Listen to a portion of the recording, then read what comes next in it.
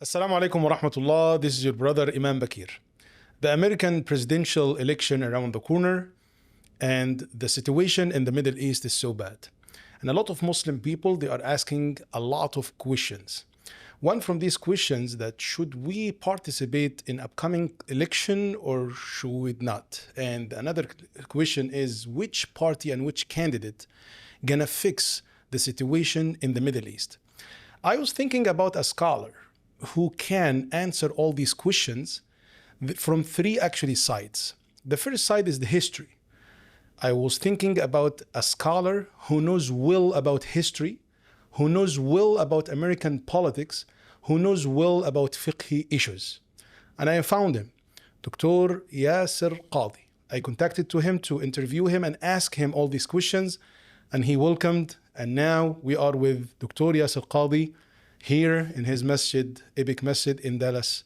Welcome, Shaykh Yasir. Alhamdulillah. Assalamu alaikum wa rahmatullah. Alaikum assalam. Shaykh, I have to say, you're the only person who comes to Epic to interview me. Alhamdulillah, Amin. It's This my is the honor. third or fourth time, The fourth time, and it's my honor. MashaAllah. Alhamdulillah, alhamdulillah. Jazakallah khair, Shaykh. I'm always honored. And for the record, I want to say that, mashallah, the Shaykh is being humbled that he is finishing his PhD from Al-Azhar University. He is himself a Shaykh and scholar and alim, mashallah. And he is himself a bahith. And every time he contacts me and he has a long list of questions, even though he himself is qualified to answer them, but it's just his tawadu', his humility, that he wants a discussion that we benefit from each other, alhamdulillah. And everybody should know that the Shaykh and I are very close, very tight, alhamdulillah. And sometimes we disagree about our views, but that never changes our wood, our mahabba. And this is the way of people of knowledge. So alhamdulillah, when he contacted me last time, again this time, I said alhamdulillah, tafaddal Shaykh, we agreed to this date a few weeks ago, and alhamdulillah he came down, and here we are for the interview, alhamdulillah. But before I start, Shaykh, I have to apologize for everyone who watches last interview. I think there was a lot of interruptions without wallahi intention. I would love just to play the Shaykh, devil advocate. the thing is, you forgot there were cameras, and the people saw the real way we actually dialogue with love, and they didn't realize. So alhamdulillah, Shaykh, you were your authentic self. No problem. There was nothing but love, alhamdulillah. Alhamdulillah. طبعا the trendy question about Shaykh Yasir, everyone knows that I'm gonna interview him about American election, especially upcoming one. They were asking me a clear question, and I'm gonna ask him, inshallah, will be the third question. Which candidate that Dr. Yasir gonna vote for, Kamala Harris or Trump? For this question, inshallah, just wait for it. We're gonna answer it. But before that, Shaykh, we have very important question, which is a aqadi question. Yes. There is an idea, some people believe in it. They say that democracy is kufr, and sometimes even say that democracy is shirk, and some of them say that democracy is bid'ah. Why? They believe that the ayah in Surah Ma'idah, which Allah subhanahu wa ta'ala said, وَمَنْ لَمْ يَحْكُمْ بِمَا أَنزَلَ اللَّهُ فَأُولَٰئِكَ هُمُ الْكَافِرُونَ, they interpreted it, which is anybody does not ruling Allah's laws in the earth, he will be not believer. And to participate in something not believe, or it's not like kufri issue like what they believe, it's like a part, like kind of also kufr. That's what they believe.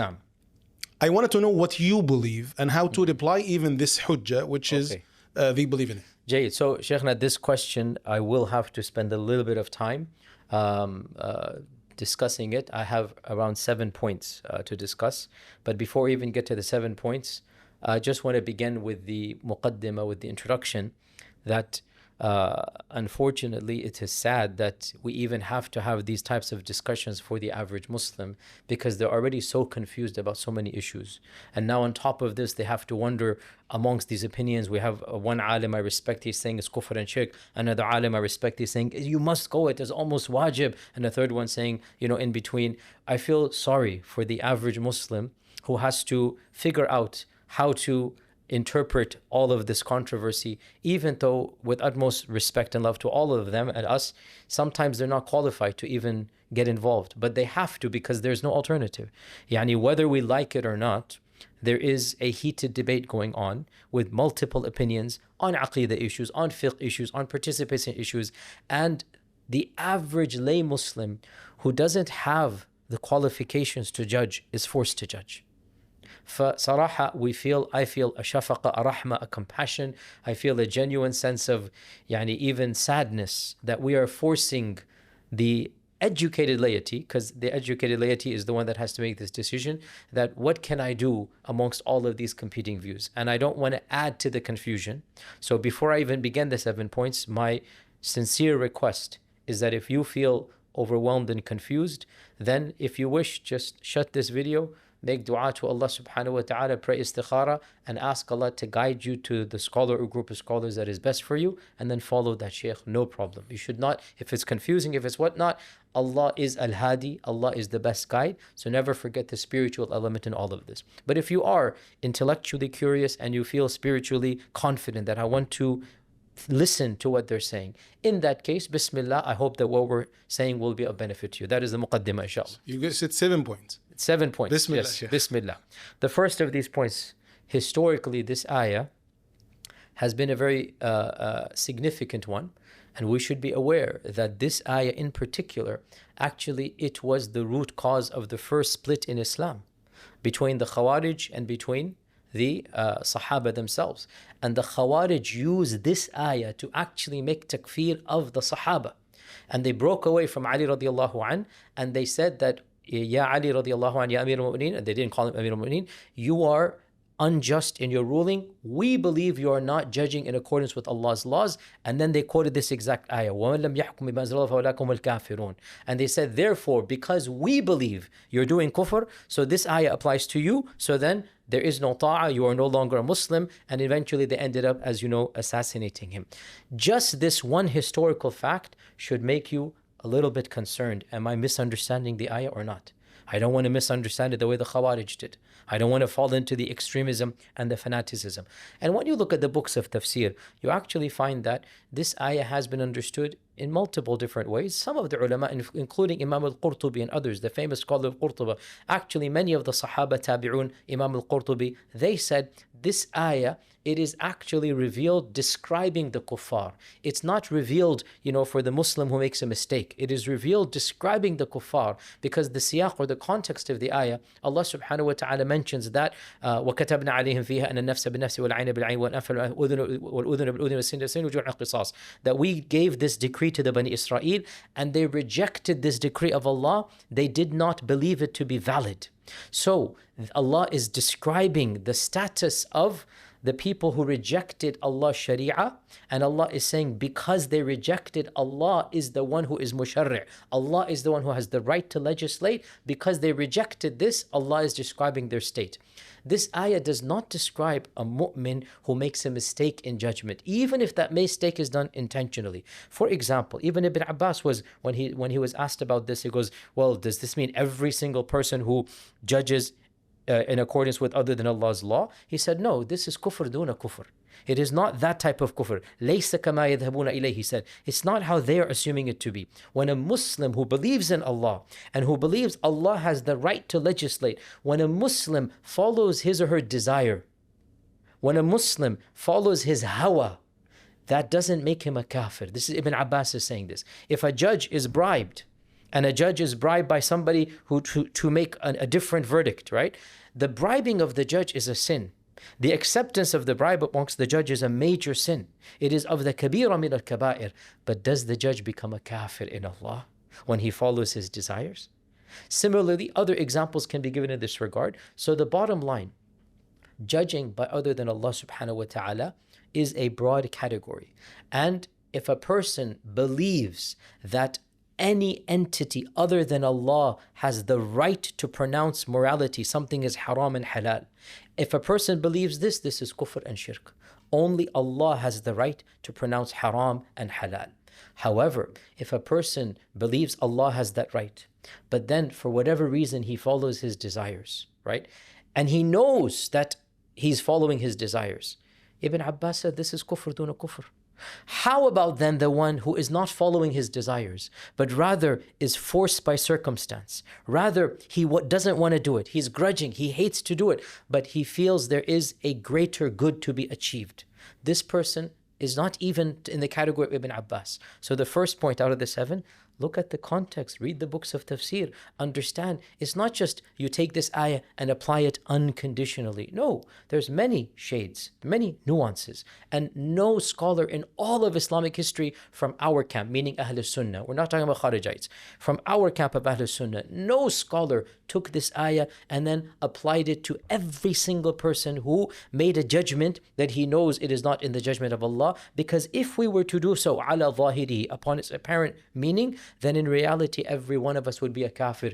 Every time we follow a decision in our lives that is a sin, and we know Allah does not want us to do that sin, but we are judging in our lives, and we are following a judgment in our personal ethics, in our personal akhlaq, in our personal, muamalat, and we follow something that is a sin, and then technically, if you want to be zahir, you want to be very literal, this ayah would apply to that person, and that person would become a kafir. If you were to apply this literally, there would not be a single Muslim left on earth. Okay, this is the point number one. Point number one. Maybe some people gonna say, kufr duna kufr, it's okay, but it's still something bad. Why we have to participate in kufr duna kufr? So we're getting to point numbers 2, 3, 4, 5, 6, 7.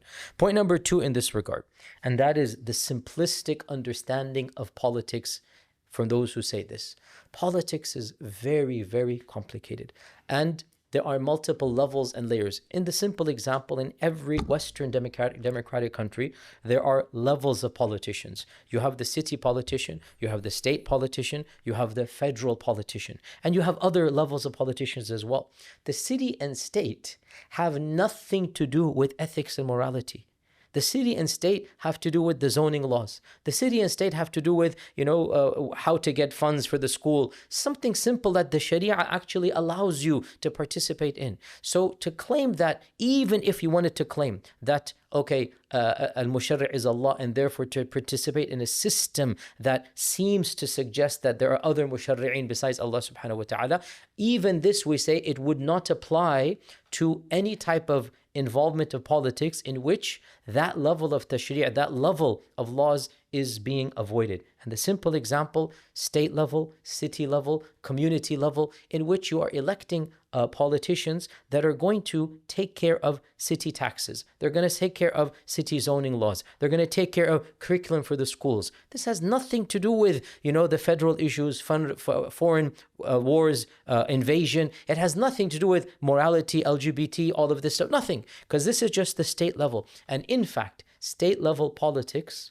is more effective for community building, and Muslims can have a greater impact because the number of votes you need is much less, right? And so to even claim that voting is haram and kufr because of this issue, it means they're completely neglecting that most voting of the local politics has nothing to do with what they're saying anyway. So this is the second point, that even if you wanted to go there, it would only apply to one level of voting and not all of the other levels. A simple example here, in many states, including Texas, you vote for the school board. You vote for the school board. And the school board decides curriculum. It decides what days you can get off.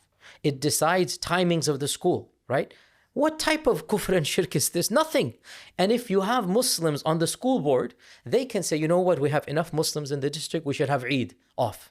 If you have enough Muslims on the school board, you can say, you know what, this curriculum, this book here, it is anti-religious, Islamophobic, whatnot. We don't want it there. And they can make a better curriculum. How can anybody say there's kufr and shirk when it comes to, for example, voting for the school board? You see what I'm saying? So the second i'tirad, the second point is that you are being extremely simplistic and not understanding that there are layers of politics. And even if you wanted to criticize, you only criticize one layer and the rest would be completely mubah.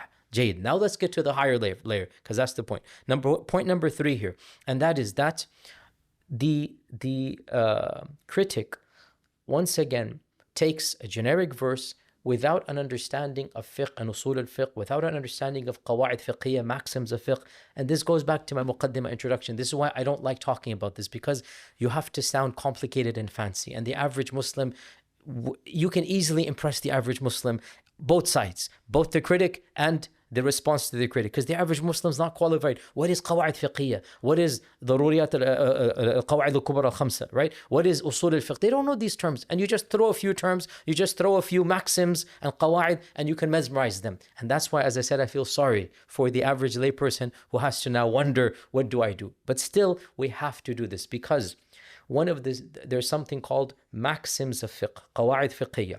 And maxims of fiqh are general rules that are used to navigate difficult areas. And of those general rules, areas that are not explicit in the Quran and Sunnah, those that are explicit, you don't use qawa'id fiqhiyya. Of those general rules is the rule that when the situation becomes difficult, when the situation becomes dire, the Sharia gives you concessions that would not otherwise be given. Okay? So when it's a type of darura or haja, right? Then that which is mahdhur, al-daruriyat tubih al-mahdhurat, right? That which is mahdhur, that which is prohibited, or that which is makruh might become, lifted from you. So now we're talking about navigating. Allah is the musharri'. Allah is the one who legislates. In al-hukmu illa lillah. You know that Allah has the ultimate right to legislate. But now there are people dying, for example, in Gaza, right? And you feel if your community comes together, you can potentially save those people from dying. In this case now, you're following a maxim of fiqh. Now, the critic can disagree, that say it doesn't apply here, but the critic cannot disagree with the maxim of fiqh. The maxim of fiqh, what is the dalil about it, Shaykh? Just to let people understand this point. So there are multiple evidences for this. The most obvious evidence, when Allah subhanahu wa ta'ala in over 10 verses in the Quran says that إِلَّا مَنْ أُكْرِهَ, or for example that إِلَّا مَا اضْطُرِرْتُمْ إِلَيْهِ, that when you are forced to do so, right? When there is a greater good to do so. And this is actually proven even in the Sunnah as well, that there was a Sahabi who found a lost camel, and the lost camel technically doesn't belong to you. You have to wait for the owner. But then that Sahabi was, and his wife were literally about to die. They didn't have any food. So they had to إتلاف المال, they had to destroy property that is not theirs in order to save their lives. And when the Prophet found out, of course, he allowed this to happen, because you're balancing here. The technical rule, this camel does not belong to you. You have no right to take its life. But now, if it's between your life and, the camel's life, well then, the camel's life becomes permissible for you, right? This is an authentic incident in the seerah that demonstrates when you have priorities clashing, when you have differences of prohibitions, you will take the lesser prohibition over the bigger one. So now you have a gray area. The person knows Allah is the musharri'. The person knows I'm not wanting to challenge Allah's rububiyyah, Allah's divine, nature to legislate. But now I have to get involved to save lives. You give him an excuse. This is rule number 3 here, that even if you disagree with his application, you cannot disagree with the rule. And if the person or the scholars are thinking that this rule applies here, this is their ijtihad. You cannot bring shirk and kufr into this issue. It's like saying somebody who's forced to eat maita, oh, so you're saying Allah Azza wa Jal allowed the pig? No, they know pig is haram, or they know that something is haram, but their circumstances. Now again, you can disagree, say, I don't agree, that circumstance warrants it. That's your ijtihad. The person in this context, the scholars who allow it, their ijtihad is different than your ijtihad, and in the end of the day, you both have to answer to Allah, but you cannot then invoke shirk and kufr. So this is the third point here, okay? So the fourth point we say is that our brothers who say this simplistic statement that participating is kufr, participating is shirk, participating is haram, I don't doubt their sincerity, but I doubt their knowledge of reality, because what then is the alternative? Jayyid, salamna, we agree, jadalan, let's just say for the sake of argument's sake, right? Let's just say, khalas, haram, shirk, kufr. What do you want us to do? And some of them will say, establish the khilafah. And I have said multiple times, Jayyid, may Allah bless and help you. Until then, we just sit back and allow this to happen. You go ahead. I've said this multiple times. Who's stopping you? Go ahead. They tried. Then go for These them. crazy groups, they tried. But for some reason, our critics don't want to join those groups, which I don't understand. Yeah. I don't understand, because according to you, they have established it. So then join them. But these critics that say voting in shirk and haram, generally they don't want to join these groups, which again, I personally still haven't understood why, because according to your philosophy, they are applying your version of the Sharia. They're applying your understanding. You would think they're legitimate khulafa, and I didn't understand why at the time they didn't join them. But khair, let us leave that, because they get very sensitive in this regard. For the record, I don't believe this group is legitimate. the one that pseudo-applied the Khilafah. I believe that they are fanatical extremists who don't understand Allah's Sharia as it should be applied. And just like the early Kharijites, that they, like the Prophet ﷺ said, the Prophet ﷺ literally predicted this mindset. He literally said, سُفَهَاءُ الْأَحْلَامِ حُدَثَاءُ الْأَسْنَانِ يَقُولُونَ مِنْ خَيْرِ قَوْلِ الْبَرِيَّةِ. This description, it applies to many of these groups as well, with love and respect to them. Youngsters with idealistic visions, it sounds so good what they say, but what they are doing is destroying the religion. This is exactly the descriptions. I'm not saying these descriptions. Literally, I'm quoting the prophetic words, sallallahu alaihi wasallam. Idealistic in vision, utopic. They have these grandiose ideas, but they're foolish. And they're youngsters themselves. They haven't lived life. They haven't experienced. So what is the alternative? What do you want us to do? And they don't have an alternative. It's just slogans. And problems are not solved by slogans. Actual problems are not solved by emotional, nice quips. So this is point number 4, that with respect to these groups, I don't doubt their sincerity. I've met them. I've interacted with them.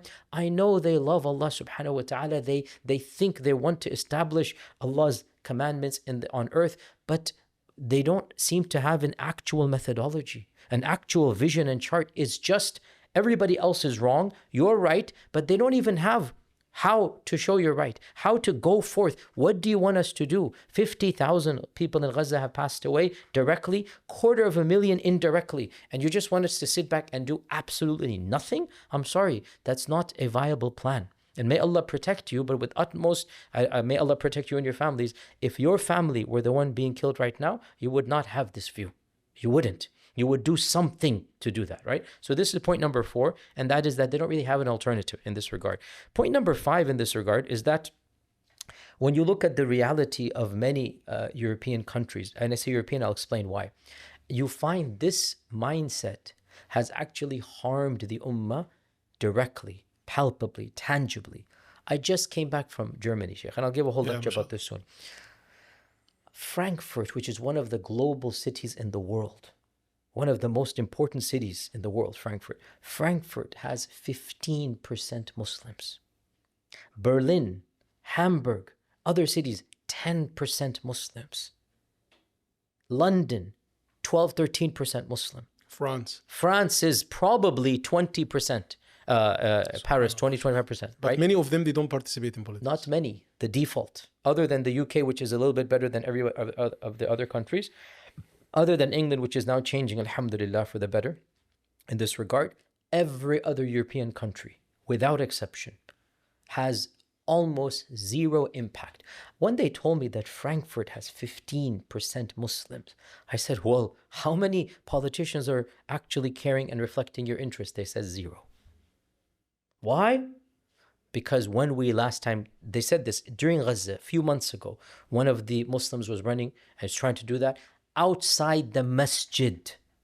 This group was giving flyers, voting is haram. And they called this guy a kafir. And they said he has left murtad, whatever, because he's participating in shirki elections. Why these guys live there? Well, they live in a system, like what they believe it's also, Islamic exactly. system. So this also needs to be pointed out with a little bit of compassion. We're not being sarcastic. We're not. Wallahi, we're not. But what are you doing there when you have this type of mindset? When they're the ones waving flags. We want to establish a khilafah in Germany, right? They want to, and they give a bad name to all of us. What do you think is going to happen? They cause so many problems to the rest of us. And again, it's awkward to say because I don't want to cooperate with the enemies of Islam against these brothers who I view as being my brothers in Islam. I don't want to do that. But I have to ask, you are giving ammunition to the enemies to hate us.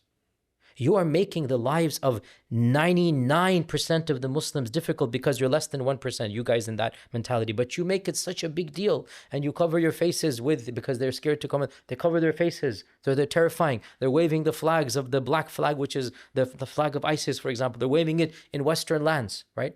And they're saying radical things. Somebody amongst us needs to tell them, Ya akhi, you are harming your own brothers and sisters more than benefiting them, right? Somebody amongst us needs to tell them, Ya akhi, wake up, man.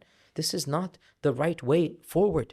But, and then they say, that anybody who disagrees with them immediately, no, not just that, you're a sellout, you're a liberal, you're a, you're a CIA agent, I've been called a CIA agent multiple times, So I say to them, where's my CIA paycheck? I need to get paid, because if I'm going to get called an agent, at least let me get a paycheck. I need to get some faida, but no, neither this nor that. So this is what point. So look at the reality of European, nations, where such large percentages of Muslims, and I'm sorry to be blunt here, they're impotent. They don't have the actual clout that we expect from them. Why? Well, not just this reason. There is the reason of they themselves are busy with the dunya. There is this reason as well. They're not interested in political. So that's an external reason. They're just nafsi, nafsi, nafsi. But the internal reason, there are these movements that are now becoming mainstream amongst them. And these movements are making it difficult for us to, take on this reality of political participation. So this is point number 5 or 6. Let me just say point number 6 then, and then 7. Point number 6, if you wanted to be consistent, so this was your point, why are they living here? This point number 6. You're saying that participation at any level is kufr and shirk. This means your living in this land is paying taxes, is supporting the infrastructure, right? And this infrastructure, you have called it kufr and shirk. So your presence in these lands, according to your own verdict, should make you mushrik and kafir. And you pay for tax. You're paying for taxes. You're working. Are you not working? Are you not working? Yeah. You're working for the corporations. You're working for whatever it is. So you are helping the economy. And according to you, any level of participation is kufr and shirk. And that's my point. There are levels. The Sharia is an interesting point. I don't want to be too, the Sharia, of course, is infinitely more wiser than these critics.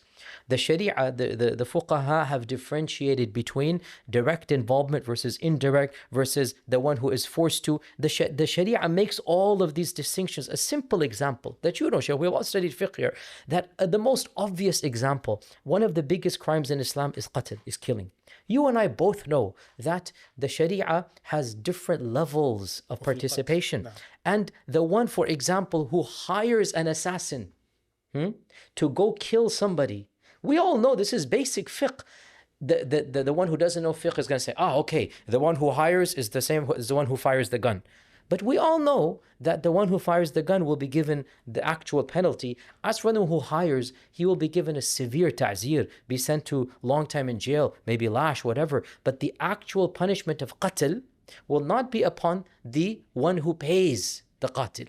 Right? Because the Sharia makes a distinction between the one who is directly involved, al-mutasabbib, the one who causes, versus the one who is supporting but not causing, versus the one who is forced, versus the one. There's a whole distinction. And I'm not trying to justify stuff, they're all sinful here. Yeah. But I'm saying our brothers or sisters that are criticizing, they just lump it all together. And they just make the verdict of kufr upon even the lowest. So we say to them, you're also the lowest. You're also involved in the system. You're also supporting. Why don't you apply the verdict on yourself? But they're going to say that there is no choice. No, there is. Ardullahi wasi'ah. Who's telling you to live here then? If that's the way you feel, go. Allah Azza wa Jalla will find a way for you. Get a visa to another land. Go and work somewhere. But they don't want to do that. And we have to point this out because they're causing harm to the ummah. So we have to point out internally that, your fanaticism really is destroying. Because, wallah, it hurt me. When I went to Germany, they were saying our biggest issue, we cannot have any candidate that stands up from amongst us because that candidate is threatened by our own peoples. The biggest enemies are within our own ranks. Literally, that I gave the khutbah in a masjid, they told me a few months ago we had a candidate running. There was mass protest outside the masjid.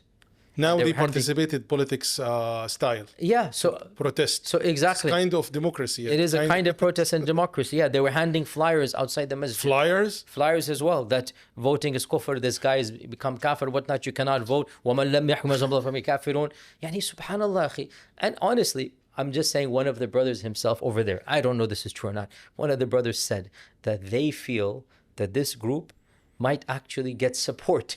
They're accusing me of being the CIA agent. It's like this guy said to me, the community feels that this group might actually be getting some support from others because of the fitna they're causing in Muslims trying to be a part of the system. Muslims trying to be a part, but that was a rumor. So let us hope, inshallah, it's just a bad rumor. Inshallah, we hope the best that that's not the case. But one wonders that why are you living in these lands and doing these types of things? Because the presence of such extreme, we call them extreme right wing amongst ourselves, the presence of that type of mindset actually facilitates Islamophobic sentiments and policies from the government. And the government loves to quote the far extremists amongst us, those clerics that have the most radical views. And they say, look, these are the Muslims of our community. We have to ban this. I hope, inshallah, they're not being supported by the governments when they're on this far right. But without a doubt, the presence of fanatics helps the presence of the Islamophobic far right as well. The presence of the fanatics amongst us, and they are fanatics, and we'll call them fanatics. The presence of these fanatics helps the policies of the far right that actually harms the bulk of the Muslim ummah.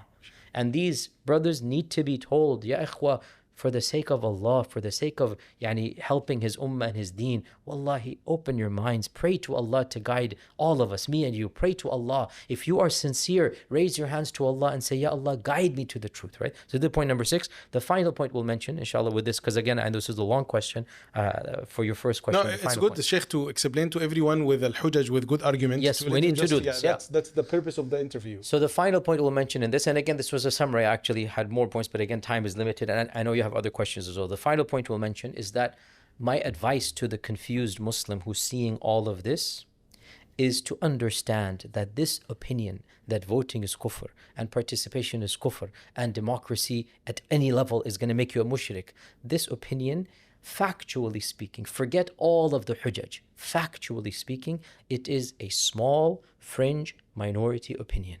And the bulk of the ummah, with all of its scholarship and all of its strands and all of its madhahib and all of its tayyarat, all of its various understandings, the bulk of the ummah does not agree with this minority opinion. Look, open your eyes. The scholars of Al-Azhar, the scholars of Morocco, the scholars of Jordan, the scholars of Saudi. Here's the irony. Some of our Salafi brethren, and I'll say this gently as well, because I used to be in the group, even when I was with the group, I would be surprised at the youngsters who are saying haram, kufr, shirk.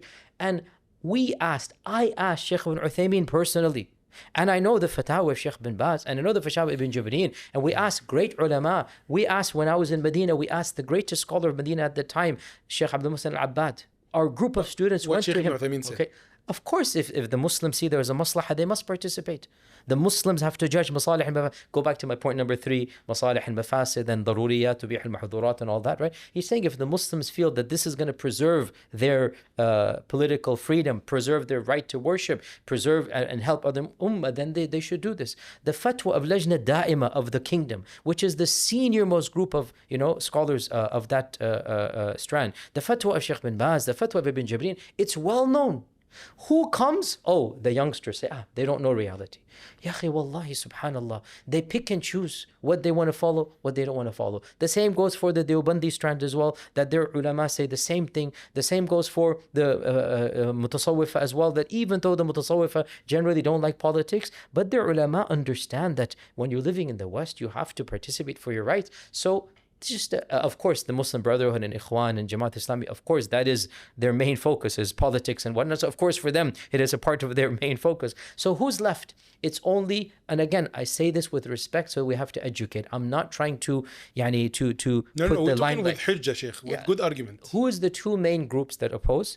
Number one, as a default in its entirety, again, Hizb ut-Tahrir, and for the last few months I've had to mention them politely with love and respect. Wallahi, I have interacted with them as to a great extent. I know they are genuinely sincere. They love the ummah. They want to benefit the ummah. But this view is your view, not the rest of the ummah's view.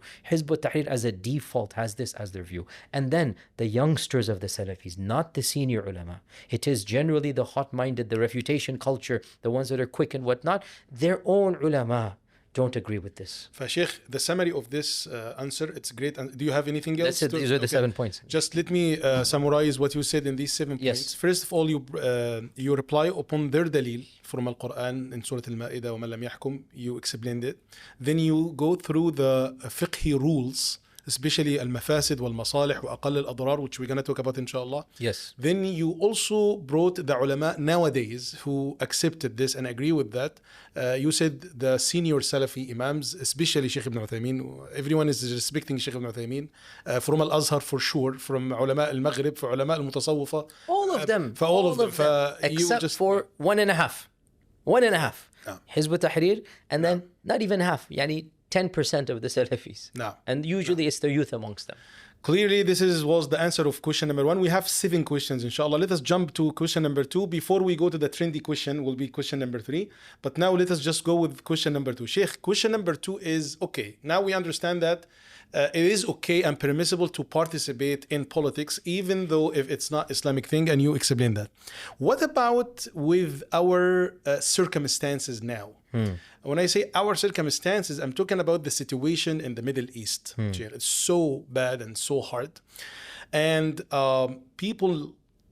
some people may say, okay, we agree about that in regular time. But now, which like what is happening in the Middle East now, they like feel that we have to be away this period of election just because of what is happening in the Middle East. Let me then rephrase what they're saying. What they would say is that the both of them are equally evil. The both of these candidates are equally evil. No. We do not reach to this yet. Then what? They say that it's okay to participate in politics, but this time, because what is happening in the Middle East, then because of what's happening, it should be even more reason to participate. No, but they're gonna say that. But why? Both of On them, what basis? or both of candidates, they're gonna leave same impact, which they don't like. Okay, so this is a very important principle that many people don't fully comprehend and grasp. When you analyze the positives and negatives of a particular candidate, when you analyze their potential impact, this analysis is not wahi from Allah. This analysis is based upon your own mindset, your own interpretation, your own ijtihad, your own biases. Therefore, somebody's analysis cannot be used to enforce that analysis on another person. So if you feel in a particular situation that both candidates, both parties are equally evil, and suppose there's only 2 to vote for, and if you feel in that particular case you wish to abstain, that is your opinion. Good for you. You cannot expect others to necessarily agree with you. And if they disagree and say, you know what, in my opinion, I'm just giving a hypothetical example, this particular candidate is bad, but he is less evil than the other candidate. You have the right to disagree. You have the right to say, I think you're wrong. You have the right to try to explain why. You do not have the right to accuse that other person of not loving Allah and His Messenger, of not loving the Palestinians or whatnot, only when somebody says, I don't care about the Muslim Ummah. I just want my taxes to be better. I don't care if he bombs astaghfirullah Gaza or whatnot. I just want my business to succeed. Now you can say, Ya akhi, a'udhu billah, taqillah, you are kha'in, you are what, you have no iman or what. Now you can get angry at the person theologically. But if somebody says, I disagree with your analysis, what are you going to say? You can be angry, say, no, but I'm right. But you cannot say, but you are dal, mudil, mubtadi', you are disagreeing with Allah and His Messenger. It's your analysis in the end of the day. And that's why, even if I strongly disagree with many Muslims, many Muslims in all of these camps, when they try to convince me, no, our candidate is the lesser of 2 evils. When they say this, then all I can say is, I strongly disagree with you. But I cannot say you're an evil person.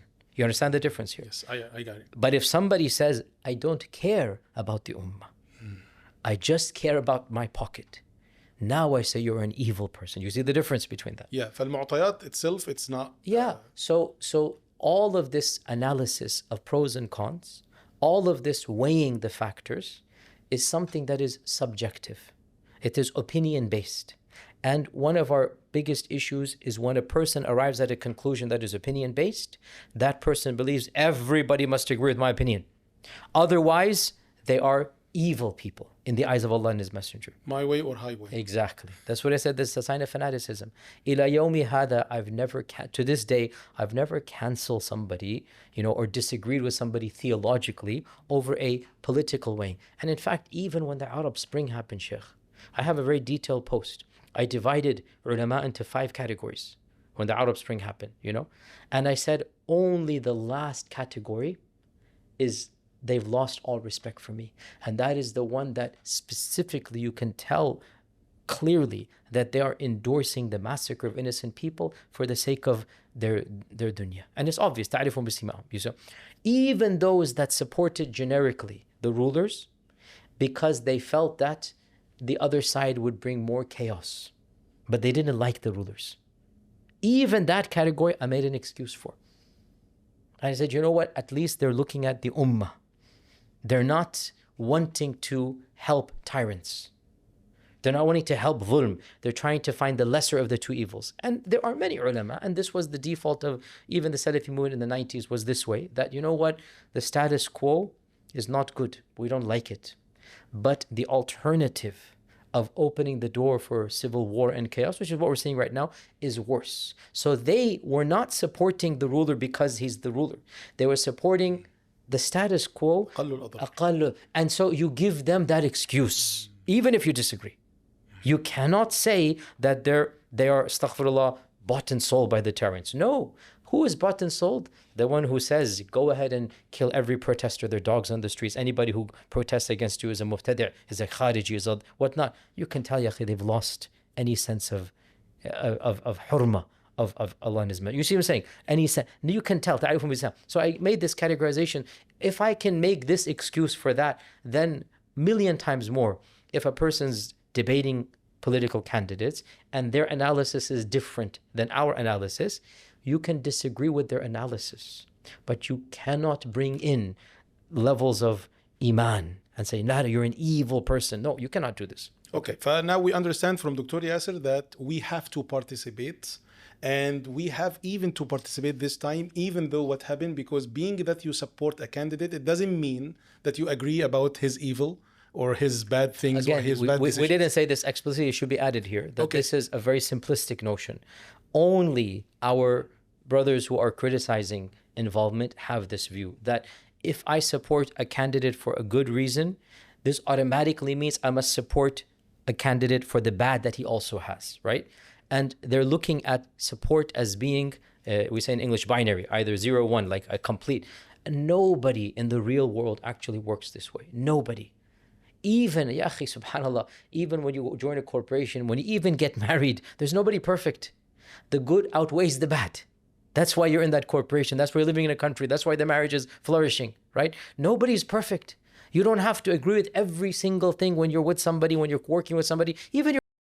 I'm sure every one of you has friends. They have bad habits, and you know those bad habits. You don't like those bad habits, right? You're trying to help them, but their good outweighs their bad.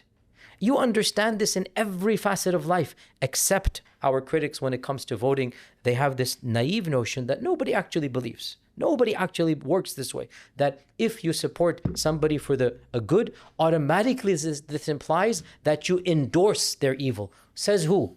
This is coming from your imagination. It's not the real world, and it's not even how politics works. Look at the evangelicals, look at the far right, they all have 2-3 key issues. Let's go before the conflict. When the evangelicals were obsessed with abortion, for example, right? For 20 years, they made abortion their only issue when it comes to candidates. Many of them would say, I strongly disagree with this candidate when it comes to immigration. But my goal, back in the 90s and 2000s, when there was better time, they would say, I want to save the babies. I don't want 200,000 kids to be aborted, babies to be aborted in America. For them, it became one issue candidate. One issue. And they fully understood, when I endorse this candidate doesn't mean I agree with anything else. Even kuffar understand this. It's only this small group of critics who say, if you endorse, this means, says who? That's coming from your pocket, your jayb. Allah, Shaykh. Do you have any dalil, Shaykh, from even Sunnah history, Islamic history? Do you have any dalil about that? So it happened before? So the qaida, the maxim says that when you are going to undertake two options, each of which is going to be evil, the Sharia says you choose the lesser of two evils. As I said, this is a maxim that does not have any dispute. And the example I gave of the Sahabi who was forced to eat the camel, there's two evils. Or even Shaykh, the Sahabi who, peed in the masjid. Exactly. He was uncovering there's his two awrah, evils. being in the masjid. Exactly. Then the Prophet ﷺ said, La, because the lesser of two evils. And also there's the evidences as well that are not as explicit, but the concept is given. For example, killing the head of the munafiqeen in Medina. Allah. And the Prophet Allah. Hadith fil Bukhari. Yeah, Bukhari. When Aisha asked him, the killing the head of the hypocrites. He goes, I don't want to do this because what will the people say? Allah. Right? Ma'anna, you know he's a munafiq. Allah, ya Shaykh. You know he's a Great leader. example. So you have to weigh the pros and cons. And the con of the evil rumor spreading that يقولون أن محمد يقتل أصحابه. Allah. This is a PR move. PR. Siyasa. Darar. Siyasa. Yeah. So there's other things as well. Yeah. Now the trendy question, Shaykh. No. The trendy question.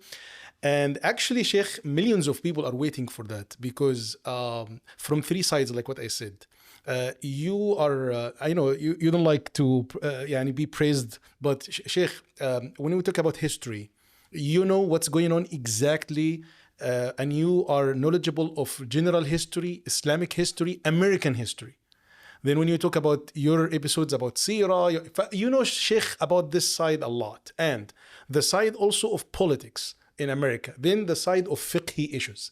For everyone is waiting for your even... I don't think everybody is waiting, but inshallah. Endorsement. And you have right for that, Shaykh. As a American Muslim scholar. Let me just... So everyone is asking which candidate you're going to vote for. Shaykh, I have always been consistent in one issue, and that is shuyukh, people of knowledge, people walking in the path of the Prophet ﷺ, should not be at the forefront of political engagement.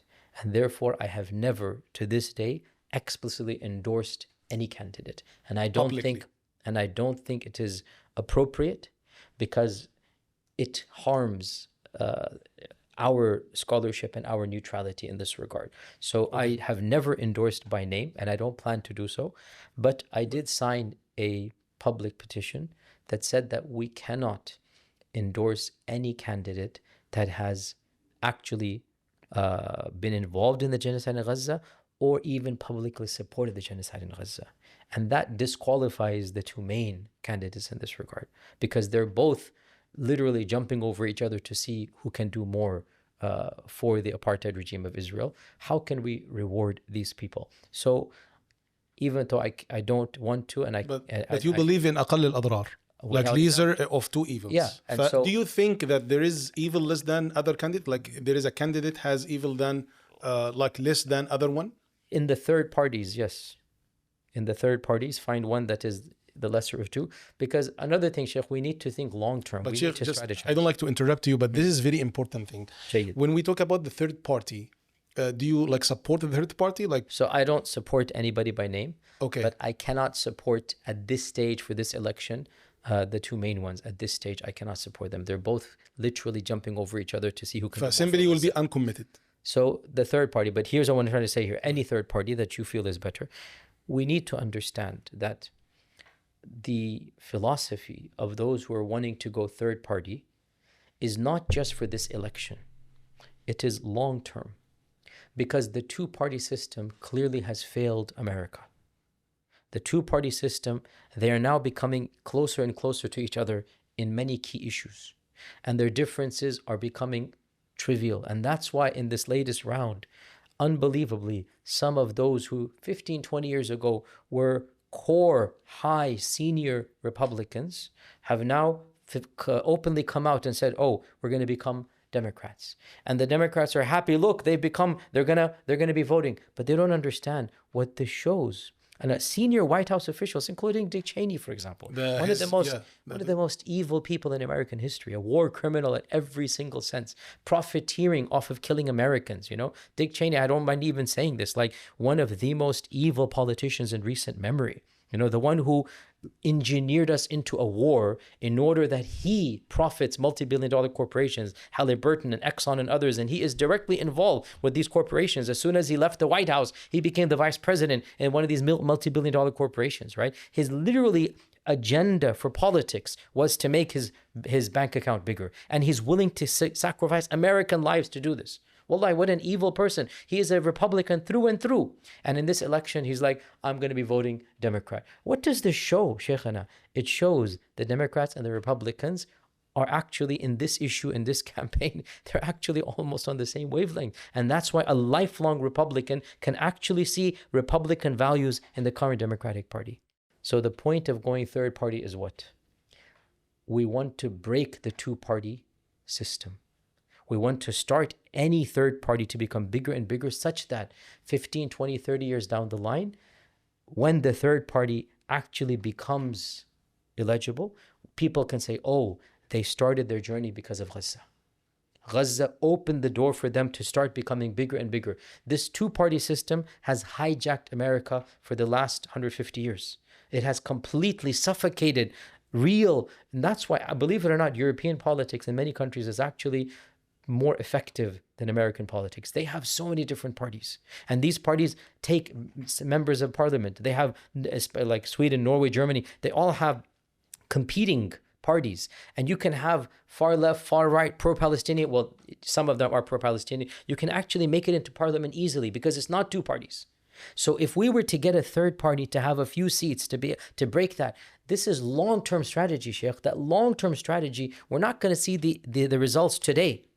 We're going to see them in the long run. So the goal of saying third party is not necessarily we think the third party will become president this year. It's not going to happen. Impossible to happen. But the goal is slowly but surely, 4 years, 8 years, 16 years, any third party will become bigger and bigger until we break the two-party system. That is the goal. Okay, there is one very important question here gonna come from some people, especially who believe in fiqhi matters.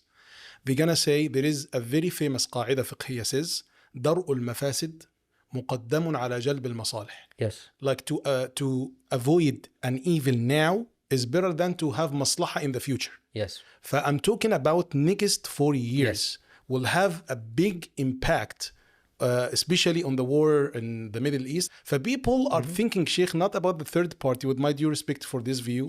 Yeah. But okay. the third party gonna, if it work, gonna have in the future. What about next 40 years? Which is why I said, when people disagree about political analysis, they have the right to do so. And you cannot bring in the religious card. I don't have a problem with you endorsing one of these two. When I say I don't have a problem, meaning I'll disagree with you, but I will not doubt your sincerity. That's what I mean when I say I don't have a problem. I will disagree with your analysis, but I will not doubt your love for Allah and His Messenger and your support for the Palestinian cause. If you say that, and that's why we have Muslims in both of these parties. You know this. Yeah, we have Muslims for Trump, we have Muslims for Kamala, and they're publicly endorsing them. And if you speak to them, they will say, but this candidate is going to be better than the other candidate. Yeah, less of evil, what you're talking about. Exactly. Do you see, Sheikh, one candidate has evil less than other? Me personally, I don't, but that's my analysis, and I could be wrong. My analysis is not you think wahi it's from same? Allah. When it comes to Gaza, it's the same. So When it with comes other to things? Gaza. No, so other things right now is not the time to get into it. When you have a genocide taking place, I'm not worried about my taxes or immigration or other things. Even if the genocide gonna be increased? No, but that's the point. So those who firmly believe this, they firmly believe it, they must act on their conscience. That's what I'm saying. You're saying even if it's increased, says who? هذا ظنك, هذا رأيك, هذا اجتهادك أنت. This is your opinion. Those who feel that way, they must vote according to their conscience in the eyes of Allah. And that's what I'm saying. My position is more nuanced than many people understand. Even if I disagree with your analysis, I will not doubt your sincerity as long as you make this argument. And what is that argument? أقل المفسدتين. If you really believe this, sincerely believe it, هذا رأيك واجتهادك. This is your opinion. And I cannot criminalize you for it. Because in the end of the day, tahallulat siyasiyya, all political analysis is subjective, it is finicky, and it could be wrong. Correct? Yes. Okay, so then I have an analysis, you have an analysis. In the end of the day, Allah will judge us based upon our niyat. فأنت you keep it for the individuals about their ijtihad. But there, If they see there is less in evil, it's okay I have to go. the right to explain my view, but I cannot force somebody to follow. Yeah. And in my view, these two parties are equally genocidal tendencies. In my view, the big parties. Genocidal wise, they're exactly the same. You can't really make a cost-benefit analysis which is going to be better than the two. They're both just as crazy, just as unhinged, just as deranged. That's my view. But again, I am not, astaghfirullah, that arrogant to say my view is the view that Allah endorses. A'udhu billah, a'udhu billah. It's an opinion. And whoever agrees with me, come and sign the document, which many of the shuyukh have done. We have a document that we released 2 weeks ago. I don't know if you're aware it or not, that we said that both of these parties are genocidal and we should boycott these two parties, vote for any third party. I did not endorse any one of them, just any third party that you feel. Because, by the way, Shaykh, I don't know if you know, there's many third parties in America, not just one. There's many third parties. These third parties, there's no realistic chance right now for them to win. But it's only a matter of time. Shaykh, how long will the two parties last? Sunnatullah fi khalqihi. Things change. These two parties have a beginning as well, and they're going to have an end as well. So the goal that we have is we want to expedite a third party to start challenging the two-party system. It's very clear. How the interruption so far? Good. No interruption. No interruptions. Good. Alhamdulillah. Sheikh, okay. Forget about these candidates and let us talk generally about the notions of both parties. I'm not talking about the election now, but just I would love to know your view about 3 points. First of all, do you prefer a party who works to the economy for the best? And for this sake, they're gonna reduce the numbers of refugees and oppressed ones around the world to bring them here and to make immigration system with them, or with a party who love to help a lot of these weak people, bring them here, even take from the economy and put and give them and spend a lot of money for this. Which notion you prefer? So I go back to what I just said a few minutes ago. When it comes to, somebody asked me this. I have a whole Q&A. Is Islam for or against gun rights? Second Amendment. Somebody asked me this. Okay. I have a question online. You could listen to it. They'll answer. And I said, Ya akhi, who gets to represent Islam? When you ask me, is Islam for? Yani, who am I to make a claim on behalf of Islam? And then Allah subhanahu wa ta'ala, a lot of our innocent Muslims don't understand. Allah has allowed, when it comes to governing a country, siyasa shar'iyya, Allah has allowed the bulk of these laws to be something open. People don't understand. They think the Sharia is a very minute system that everything, is regulated. No, the Sharia did not regulate, the zoning of the city. The Sharia did not regulate, does Islam say healthcare is going to be free or not? Let me ask you this. Does Islam say that healthcare should be free or not? No, but Islam says that you have to help poor ones. You meaning individual. Yeah, okay. In the history of the Ummah, healthcare generally was not free. In the history of the Ummah, you paid for the doctor, right? But many naive Muslims think, as I said this in a joking manner, they want a hijabi version of Norway. They want Norway, but everybody hijab and beards, right? And they think this is the Khilafah. And I'm sorry, they don't know the Khilafah is not like this. They don't understand. They haven't studied history. They haven't studied fiqh. So to answer your question, your view, not Islam view. Yeah. So to answer, no, but I have to say this. Okay, go ahead. My view. Yes, your view is my personal view. Yes. And if somebody disagrees, Islam allows them to disagree. Yep. Allah did not legislate amongst us that should a land be pro-immigrant or anti-immigrant. Allah did not legislate this. Allah did not legislate that should we open up the doors or close the doors. It's not something that it's open. Imagine, Shaykh, if Yasir Qadhi is responsible for this decision in this country. Just, Shaykh, imaginary thing. Yeah, so, Jayyid. So you will be with this as a personal opinion, not on behalf of Islam, not to giving the Shari'i verdict. Personally, I think a reasonable immigration policy makes the people happy and the country better. And so we would open the door. I would like to open the door with conditions being met, not open door that anybody who comes, no. Even if the economy does not work, like in good state because of that. But I'm a firm believer that, and again, this could be my bias or whatnot, that, and this is a theological bias, people bring their rizq with them. People bring their rizq with them. That it's like Allah is telling us in the Quran, this is my theological bias when it comes to immigrants, but Allah calls it in the Quran, وَلَا تَقْتُلُوا أَوْلَادَكُمْ خَشْيَةَ إِمْلَاقٍ نَحْنُ نَرْزُقُهُمْ وَإِيَّاكُمْ. Right? أَلَمْ نَجْعَلْ الْأَرْضَ كِفَاتًا أَحْيَاءً وَأَمْوَاتًا.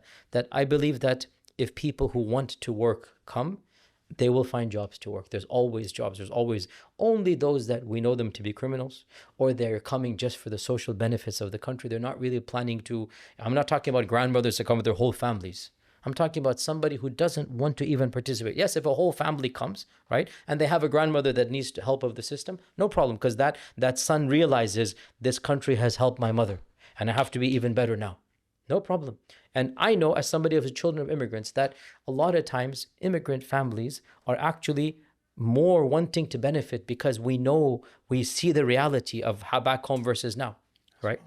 And so personally, my heart is towards immigration, but reasonable, i.e. we have quotas, we put a system, we don't want to just open the door unconditionally, and we have checks for people who come in. But this is personal, Yasir Qadhi. You cannot say Islam says, subhanallah. You are not core capitalist. No. It looks like you. Okay. The second thing right away, Shaykh, with do you love to By the way, for the record, I would also want free healthcare. Even though I know Islam doesn't say this. But to me, it makes no sense. You're going to get all of the taxes from the people, build all the roads, build all the schools, right? But you're not going to have healthcare. We are the only developed country in the world that doesn't have healthcare. Every European country, Canada, Australia, New Zealand, even the Middle East, subhanallah, so many of the countries under the dictatorships have cheaper and more accessible healthcare than America does. But the critics of that gonna say you're gonna take the country to communism a little bit. This is a word. In here, you're just scared of the word. What do you mean? Norway is communist? Australia is communist? It's just a word. They weren't trying to make you scared. The bulk, every Western country in the world other than America has free healthcare. Every Western country. Go and travel in the world and you will see. You are with that. Because they understand. Why are you taxing your citizens and not giving them free? Why is the school free? And not everybody needs school. But health, everybody needs health. Why are the roads free? Why is the 911 free? You're paying money for your government for what reason? You're going to take money from them. They'd better take care of your needs. So to me, it makes no sense economically, right? And as we know, our problem in America is that we spend so much percentage of our money on foreign invasions and the military. The American military takes collectively more than the next 25 countries combined. Combined, Sheikh. Not more than the next one. Next 25, add them up. Our military and our 70, 80, I don't even know how many, 100 air bases around the world, and our Marines and whatnot. We are a country that is obsessed with war, invasion. And our military complex has absorbed, and this is not a conspiracy theory, Sheikh. This is not a conspiracy theory. Much of our foreign policy is actually catered to, how else to say this, to make our multi-billion dollar corporations richer. Much of our foreign policy is meant that our taxes are then spent by these other companies. Whether it's Exxon, whether it's Halliburton, whether it's Raytheon, whether it's Boeing, we want trillions of American taxes to be spent by our own corporations. But our corporations need contracts from the government. How will the contracts happen? And this is, by the way, political analysis. I'm not speaking as a sheikh here. I'm speaking as somebody who reads history, who likes political science, who understands what's going on. Yes, the politician, yes. Yeah, I have to make this distinction. This is my opinion. Somebody who disagrees doesn't make them an evil person. It's my analysis, right? And it's not just my analysis. Go listen to any political scientist worth his or her salt. They'll tell you the same thing. And that is that, unfortunately, and by the way, President Eisenhower, who was the hero of World War II, the last, I would say, real president who cared for the people, in my analysis. The last president who was genuinely loving for the people. He was against, fascism, Nazis, communism. In World War II, he fought as a military general. Then he was elected as the president when he came back as a hero, right? President Eisenhower has a lecture before he left the White House in 1959, 1960. It's on YouTube. The last address to the American people. He said, I have one big concern and worry, and that is that we now have politicians who are catering to our multi-billion-dollar corporations rather than to the people. And I'm worried that these politicians will divert America and America's interests to benefit the companies rather than the people. This is Eisenhower. Look at the reality. The next 70 years, what is happening? All of the invasions, all of the bombings, all of that. Once you go to war, the military will have a contract with Raytheon, with Boeing, with whatnot, and will give them, $7 billion. You provide food packages to the soldiers, you provide weapons, you provide that. And this money, where is it coming from? My taxes and your taxes. Who gets rich? The politicians as well, because they get the cutbacks and the bribes. And now, literally, like Dick Cheney, I'm saying this bluntly, Dick Cheney literally goes from being the vice president in the White House to become the vice president of Halliburton. Literally. How does that happen? Literally, he goes from here to there because his ties are right there. All of these people, the neocons, were directly invested in the oil industry. Bush and his fathers, they're all a part of the oil industry. And they end up in the White House. And then they go back to the oil industry. Unfortunately, Americans need to wake up. And we Muslims need to be blunt about this. Much of our foreign policy is actually meant to benefit not us American people. It is meant to benefit the multi-billion-dollar corporations. If we cut back that, we would be able to take care of health like this. If we stop spending $7 trillion invading Afghanistan and Iraq, all lies, we now know this, right? Not a single one of our politicians is in jail, even though they lied and they knew they lied. There were no weapons of mass destruction in Iraq. Afghanistan was being run by ragtag people who had nothing to do with 9/11. They were not responsible for 9/11. They were not responsible. The Taliban types of people, we could disagree with them, but they had nothing to do with what, and we bombed them and we killed another million people and $7 trillion spent. That $7 trillion, if we spent it on our healthcare, what would happen? Fix them. So, Shaykh, we have to be blunt here. Sheikh, wallahi, mashallah, you good to be like a Senate or someone. No, a'udhu billah. A'udhu billah. The second concept, Sheikh, and notion. You prefer to work with the one who claim or the one who yadda'i that he has freedom of speech, freedom of religion with hypocrisy, or the one who is so clear that he doesn't need you here, he doesn't like you to be here, and he has some values which you have? This question, Shaykh, is going to change from candidate to candidate and from year to year. These are very similar. And you have to see which one is benefiting you more. I don't think we can just put all of our eggs in one basket in this case. It's not healthy. Also, because if one of them becomes more powerful, like I said, as well known, I've said that multiple people have said this as well, the left loves Muslims but hates Islam, and the right hates Muslims but loves many Islamic values. The left hates Islamic values, morality, decency, family, but they say they love Muslims. The right, it hates Muslims publicly, but in reality, many Islamic values, they love them. They just don't know it's Islamic values. But if the one who Sheikh loves Islamic values, but he is racist, where is the Islamic values now?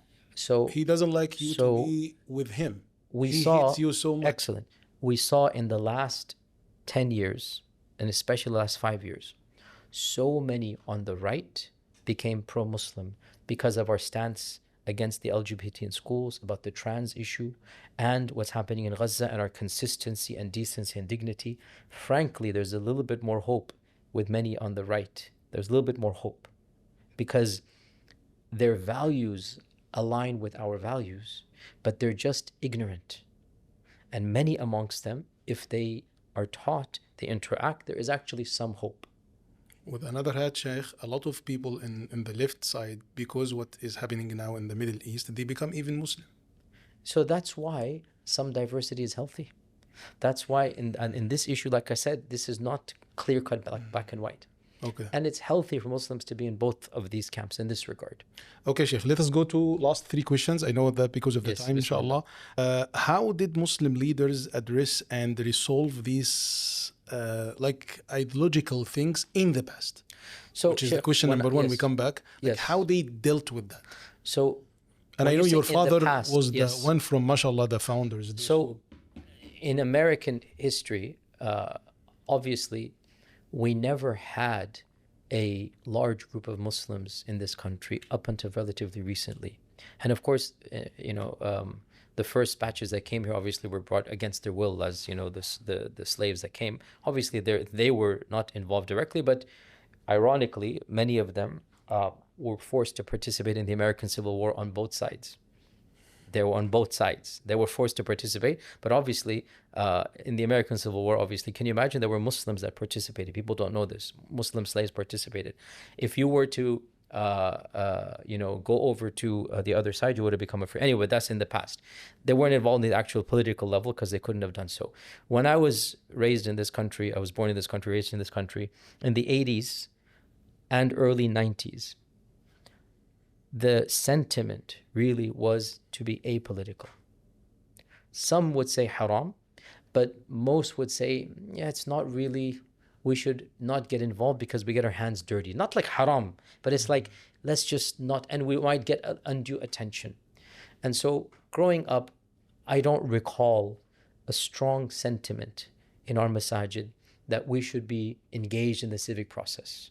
And also there was a mentality of our forefathers that came here that because they had become American citizens, they felt they don't want to cause too much commotion, rock the boat. They want to just live their lives, decency, dignity, not bring any attention to themselves. Because remember, many of that generation, they came either for economic gain or for political freedom. These were the two main categories of people that came to this country as Muslims. Ya imma they wanted a better life for their children because life was difficult back home. Ya imma, or they are actually politically repressed. Governments are cracking them down, and especially the Brotherhood in the 70s and 80s.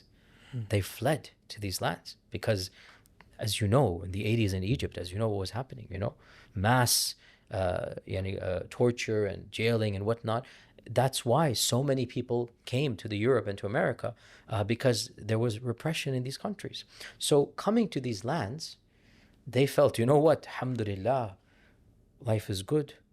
And the notion of repression and mukhabarat and secret police, they're so worried about it. They're like, we don't want anything in America. We just want to live our lives. So we understand that generation, they felt as guests who had permission to stay. They didn't feel this is their home.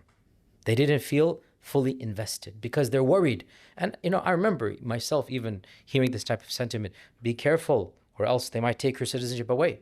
They don't understand that my citizenship cannot be taken. I was born here. There is no such thing as taking my citizenship away. I am an American through and through. I've never had any other passport or nationality. There is no concept of taking my citizenship away. But the notion is there in the minds of the elders. Be careful, because if you do something this and that, they're going to send you back home or whatnot. So that mentality of being apolitical, just not rocking the boat, I don't criticize them. Maybe I would have done the same. So that generation, we give them, afallahu amma salaf. The next generation, my generation, coming of age, there is a level of confidence we have. There's a level of pushback that we have, that especially after 9/11, and for me, and everybody knows this, 9/11 for me was one of my own catalysts that I changed from being a simple-minded, fundamentalist type of person, right, to start realizing the world is not that simplistic. I can't live like this. This is not, and 9/11, because I was in my 20s and I was a graduate student in Medina. And I began to realize that, because I would also think at the time, I never said voting is haram, but I would think that Muslims should not be involved. It's bad. It's corrupting to the soul. And I still say politics is corrupting to the soul, but somebody has to do it. That's the difference now. It's not good, and the one who truly values purity and highest levels of Jannah, it's going to be very difficult to maintain it as a politician, because politicians are always having to compromise. But to have somebody who has some love of Allah and His Messenger as a politician is better than somebody who doesn't, right? So after 9/11, Shaykh, you were not here after 9/11. The government went crazy against the Muslims. They didn't know what Islam was. Hundreds of masajid shut down. Dozens of famous shuyukh deported. Many famous institutions, the FBI came, raided, shut down. CARE itself became a massive target, even though CARE is a civil rights organization, but CARE was under a lot of attack. It still is under a lot of attack for just trying to be. So the level of paranoia. And we realized we have to do something. You cannot just allow the government to just do this. This is our civil and constitutional rights. And this was like, okay, we're going to fight back with the system. Again, those that say voting is haram, utmost respect, they haven't lived through 9/11. When we realized we have to get involved. Ya akhi, anta, you were in Egypt when the Arab Spring happened, correct? I was in Egypt and Saudi Arabia. Yeah. You yourself remember how the mashayikh started singing a different tune after the Arab Spring. The same one who said voting is shirk and haram, after the Arab Spring, he said voting is jihad, it is wajib to do. Look what happened, because he goes, you know what? I didn't realize that actually voting, you can change policies. Now that I realize this, how can we just sit back and allow almaniyun, allow people who hate Allah and His Messenger to become political? This is our country. The Egyptian Shaykh said this, the famous Egyptian. Some of them said this, the same one that said voting is shirk and kufr, one of the famous icons in the 90s, he said this. After Arab Spring, he goes, I'm sorry, I was wrong, voting is wajib. He literally said this, and you must go vote, and voting is a jihad fi sabilillah. Literally he said this, right? Why did he change his mind? Because the context made him understand that experience. We went through that experience after 9/11. That we can't just sit back and allow. We have to. And guess what? We did push back. And guess what? We won our rights back. I was on that, not the no-fly list, but the one underneath it, where every time I would travel, without exception, pulled aside, extra humiliating questioning, humiliating screening, multiple times. This is when I came back from Medina. I had armed guards meet me inside the plane, Shaykh. I don't say this publicly because it's embarrassing, even to this day, to think you were humiliated. Wallahi, Shaykh. Imagine you're sitting in the plane and the pilot announces, happened to me multiple times. The pilot announces, we have special instructions, everybody remain seated. And I know this is for me. Why, Shaykh? Because the police is going to, not the police, the TSA is going to come in, they come to my seat.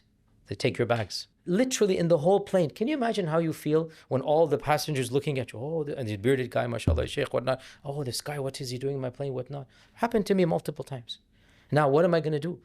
I literally contacted my congressman, my two senators. I went directly, to the sources, like, how can you be doing this, whatnot? I challenged them, this and that. I was thinking of suing them. Literally, I was going to take my own country to court. Alhamdulillah, another case went. And so that level, which I was in, was abolished. Then the next level, no-fly list, that went to court as well. And that too was abolished. Now you tell me, our critics say, haram, haram, haram. Ya akhi, what are you going to do? What are you going to do? Your livelihood has become haram. You cannot go to work. Many of my friends lost their jobs because their corporation is saying, we want to send you here, we want to send you there. We can't do anything. I'm sorry, we can't. It's not our fault, it's not your fault. So these people sued the government. We cannot work because of you. You're not even telling us our crime. And they won.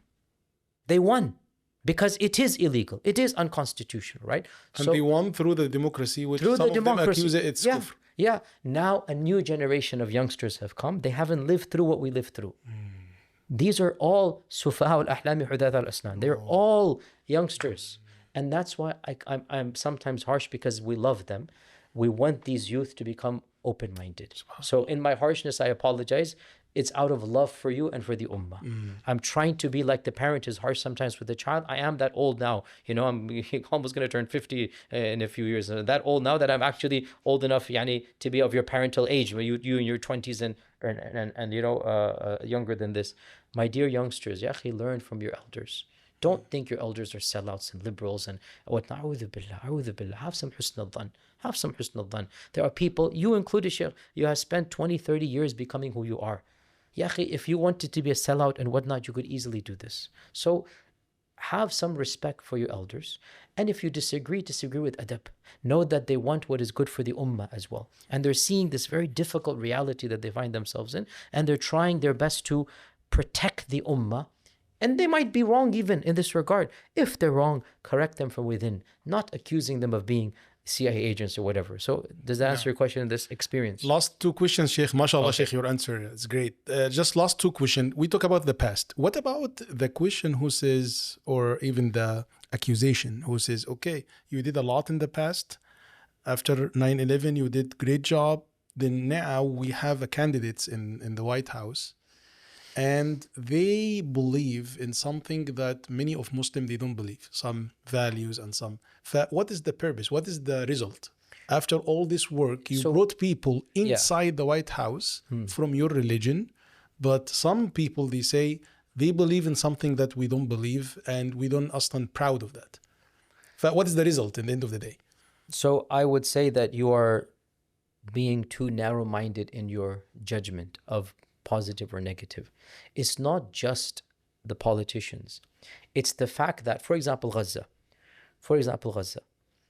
what mobilizing has done is to spread awareness amongst Muslim and non-Muslims, to change the hearts and minds of the masses, to energize the ummah to do something for Gaza. It's not just about the end result politician. Look at the khair that has come outside of politics because of talking about politics, because of bringing politics to the center.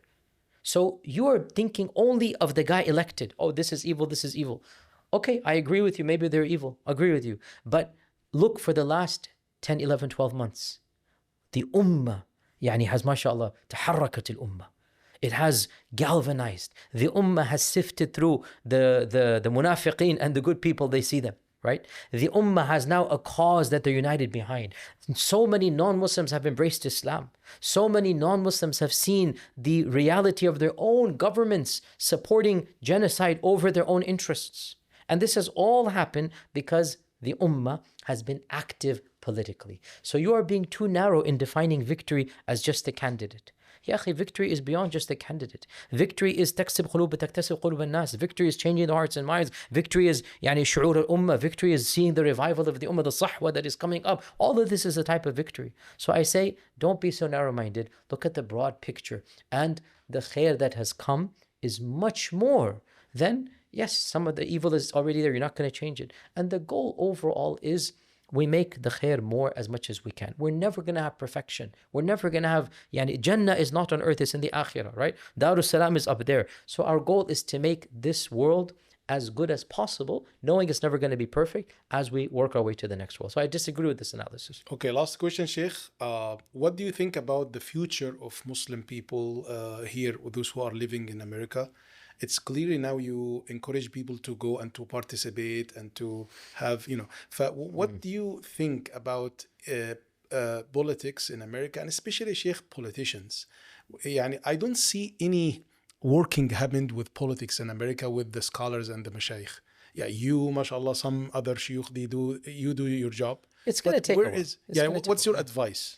So my advice is to understand that politics is a necessary part of life. There are many aspects that are negative and evil, especially at the higher levels. By the way, like I said, the lower levels are completely clean and pure. Pure meaning at least ethically, it'll be much better. You don't have to decide to invade foreign lands or not. But at the higher levels, I agree. Politics is corruptive to the soul. And that's why the general default is that, as the Prophet ﷺ said, that he forbade the ulama from going to the palaces of the rulers. There's multiple hadith about this, because he never forbade. The Prophet ﷺ didn't say rulers should not exist. Rulers are always going to exist. But you're always going to have levels of piety and taqwa. And it is my cynical view, and I know I have critics on all sides who strongly disagree, it's my cynical view that, generally speaking, people of ihsan and piety, people of genuine taqwa, they are not going to flourish in politics, because politics really is about lesser of all evils. It's always about compromise. It's always about trying to appease one with the expense of another. So if you genuinely desire the highest levels of Jannah, it might be difficult to find that in politics. It's not impossible. Imamun Adil is one of the 7 that Allah Azza wa Jal will put under his throne. It's not impossible, but it's much more difficult because there's a lot of corruption that has to happen in that political realm. But those who are in politics already, they decide to go in. Surely to have somebody who has a love of the ummah is better than somebody who doesn't. So those that decide to go in, they're not interested in Shaykh Yasir Qadhi's fatwa. They're already in and they like it, and that's their dandana, that's their lifestyle, that's what they want. Okay, so those that decide to go there, surely we should have some relationship with them. Surely we should have some nasiha that those that are interested, right? This is where I come in, that I am not a hard believer. And again, this is going to be very blunt. The primary revival of the ummah will not be via voting in politicians. The primary revival of the ummah is via internally. It is, it might sound a bit Sufi, tasawwuf, I don't care if it sounds it. Inna Allah la yughayyiru ma biqawmin hatta yughayyiru ma bi anfusihim. Taghyir does begin from inside. So yes, this whole conversation was about politics, and as you see, I am an advocate of getting involved in politics. But I say, more important than politics is social change, being involved in your community, demonstrating the beauty of Islam through your akhlaq. And more important than that even is personal spiritual change. So spiritual change is the most important. And then social change. People should see Islam through you, your friends, your family, your neighbors, your colleagues, your workers. You be a role model of Islam in your own social sphere. And then also politics. I do not put politics number one. I don't.